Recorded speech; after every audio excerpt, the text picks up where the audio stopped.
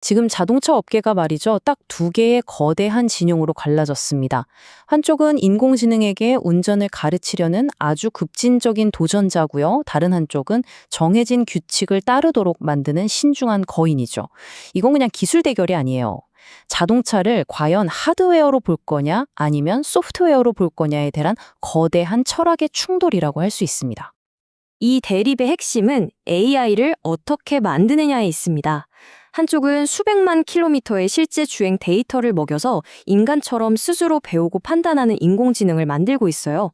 반면에 다른 쪽은요, 아주 정교하게 짜인 규칙이랑 지도를 통해서 단 하나의 오차도 없이 명령에 복종하는 시스템을 구축하고 있죠. 한번 생각해 보세요. 지도에 없는 공사 구간을 만났다고 쳐요. 학습하는 AI는 스스로 상황을 딱 보고 판단해서 피하려고 하겠죠? 근데 규칙 기반의 AI는 즉시 운전자에게 도와주세요 하고 개입을 요청하는 거예요. 유연성이냐 아니면 완벽한 안전성이냐 이 근본적인 차이가 있는 겁니다. 자, 이 두 가지 철학이 지금 가장 치열하게 맞붙는 전장이 바로 레벨 3, 자율주행입니다. 운전자의 역할이 확 줄어들고 사실상 자동차가 주행에 대한 책임을 지기 시작하는 첫 단계거든요. 누가 먼저 이 단계를 안전하고 또 완벽하게 정복하느냐에 미래가 달려있다고 해도 과언이 아니죠. 자, 그럼 첫 번째 길부터 한번 가볼까요? 소프트웨어의 모든 걸 건 테슬라의 아주 급진적인 전략. 한번 깊게 파고들어 보겠습니다. 테슬라 시스템의 핵심은 딱 하나, 적응력입니다. 비싼 라이다 센서나 미리 만들어진 고정밀 지도, 이런 거에 의존하는 대신에 AI가 오직 카메라만으로 세상을 보고 인간처럼 스스로 판단하는 거죠. 처음 가보는 길이라든지 예상치 못한 돌발 상황이 벌어져도 즉각적으로 반응하도록 설계된 겁니다. 바로 이 전략 덕분에 테슬라는 정말 엄청난 속도로 글로벌 확장이 가능했습니다. 가장 대표적인 예가 최근 한국에서 완전 자율주행 FSD 서비스를 완전 풀어버린 거잖아요. 한국 도로 데이터를 따로 막 학습시킨 게 아닌데도 미국에서 배운 그 AI가 곧바로 한국 도로를 달리기 시작한 겁니다. 하지만 이런 혁신에는 항상 그림자가 따르기 마련이죠. 아직 완벽하지 않은 기술을 소비자들이 베타 테스터처럼 쓰고 있다는 비판과 함께 아주 심각한 안전성 논란에 휩싸이게 된 겁니다. 그리고 그 베타 테스트의 규모는 정말 상상을 초월합니다.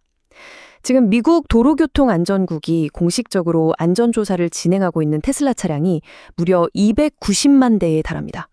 290만 대요. 이게 그냥 단순한 시스템 오류 수준을 넘어섭니다. 보고된 위반 사례만 80가지가 넘는데요. 빨간불인데 교차로를 그냥 지나가거나 심지어 중앙선을 넘어서 반대편 차선으로 진입하는 정말 생명과 직결된 위험천만한 문제들이 포함되어 있습니다. 그리고 결국 이런 시스템의 오류는 실제 사고로까지 이어졌습니다. 현재까지 이 시스템과 관련된 충돌 사고로 최소 23명의 부상자가 발생한 것으로 보고됐습니다. 자, 이제 완전히 정반대편에 서 있는 현대차가 선택한 길을 한번 들여다보겠습니다. 이쪽의 여정은 말 그대로 혼돈 그 자체였습니다. 현대차의 첫 전략은 정밀함 그리고 예측 가능성이었습니다. 아주 비싼 라이다 센서와 레이더, 카메라를 전부 다 사용해서 주변 환경을 1cm의 오차도 없이 파악하고요. 미리 입력된 고정밀 지도와 규칙에 따라서만 딱딱 움직이는 방식이었죠. 실수는 절대 용납하지 않겠다는 그런 엔지니어의 원칙에 기반한 접근법이었습니다. 하지만 이 길이 순탄치가 않았습니다. 2020년에는 야심차게 자율주행 시대를 열겠다고 선언했지만 핵심 모델의 출시는 기약 없이 미뤄졌고요. 소프트웨어 혁신을 이끌던 핵심 인재는 기존 하드웨어 중심 조직에 보이지 않는 벽에 부딪혔다면서 회사를 떠나버렸죠. 결국 그룹 회장이 직접 전략의 실패를 인정하는 지경에 이르렀습니다. 우리가 좀 늦었다. 그룹 총수의 이 한마디는 그냥 겸손의 표현이 아니었습니다. 이건 사실상 테슬라를 쫓아가던 속도 경쟁에서 한 발 물러나서 다시 안전이라는 명분을 내세운 신중한 길로 돌아가겠다는 전략적인 후퇴 선언이었던 겁니다. 그리고 이 결정은요, 지난 5년간 2조 6천억 원이 넘는 손실을 기록하고 글로벌 순위도 15위권 밖으로 밀려난 합작사 모셔널에 다시 한번 그룹의 미래를 걸겠다는 의미입니다. 업계의 흐름과는 정반대로 가는 어쩌면 굉장히 위험한 도박일 수도 있는 선택이죠. 그렇다면 이 두 전략을 한번 제대로 비교해보죠. 각 회사가 과연 무엇을 얻었고 또 무엇을 포기했는지 여기서 명확하게 드러납니다. 이 표를 보시면 각 회사가 뭘 선택했는지 명확하게 드러나죠. 테슬라는 확장성이랑 빠른 적응력을 얻는 대신에 예측 불가능하다는 위험을 감수했고요. 현대차는 안전하고 왜 그렇게 움직였는지 설명할 수 있다는 걸 확보하는 대신 막대한 비용과 경직성을 감내하는 길을 택한 겁니다. 그런데 여기서 정말 중요한 건 다른 자동차 회사들이 어디로 가고 있냐는 겁니다. 보수적이기로 유명한 벤츠나 BMW, 심지어 안전의 대명사인 볼보조차 비싼 라이다 센서를 떼어내고 카메라 중심의 AI 방식으로 넘어가고 있어요.